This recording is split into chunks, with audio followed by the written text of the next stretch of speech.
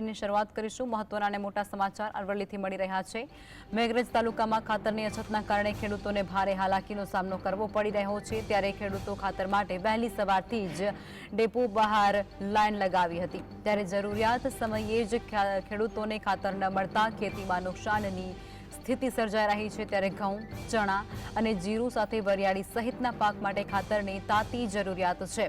ठंडी में महिलाओं सहित खेडूतो लाइन में उभा रहवा माटे मजबूर बन्या।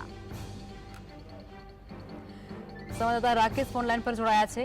राकेश, मेघरजनी अंदर महिला सहित जे लोको छे ते अत्यारे खातर मेळववा माटे लाइनों में वहेली सवारथी कड़कड़ती ठंडी में उभा रहेला जोवा मळी रह्या छे। शुं छे त्यानी स्थिति? ચોક્કસ અરવલ્લી જિલ્લાના અંદર વાત કરવા આવે તો જ્યારે શિયાળુ ખેતીના અંદર દર વખતે આ પ્રોબ્લેમ સર્જાતો હોય છે। આ વખતે પણ એ જ પ્રોબ્લેમ છે કે શિયાળુ ખેતી માટે જે યુરિયા ખાતરની તંગી છે, ખાતર મળતું નથી।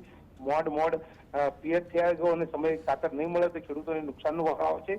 અને ઘઉંના અંદર આ વખતે ખાતરની બહુ અછતના કારણે પાકના અંદર બહુ થવાની સ્થિતિ છે। જી રાકેશ, લોકોની માંગ શું છે અત્યારે? લોકોની માંગ એક જ છે કે સમયસર ખાતર મળવું જોઈએ। ખાતર સમયસર મળતું નથી। દર વખતે આ જ વાત હોય છે કે ભાઈ ખાતરની અછત છે, પરંતુ જે સરકારી સંસ્થાઓ છે, સોસાયટી કે જે મંડળીઓ છે એ સમયસર ખાતર મંગાવતી નથી અને એના કારણે લોકોને પૂરતું ખાતર મળતું નથી। અમારી સરકાર પણ એ બાબતે બિલકુલ કઈ સક્રિય થતી નથી, એના કારણે જ આ તકલીફ ઊભી જાય છે। જી રાકેશ, આભાર।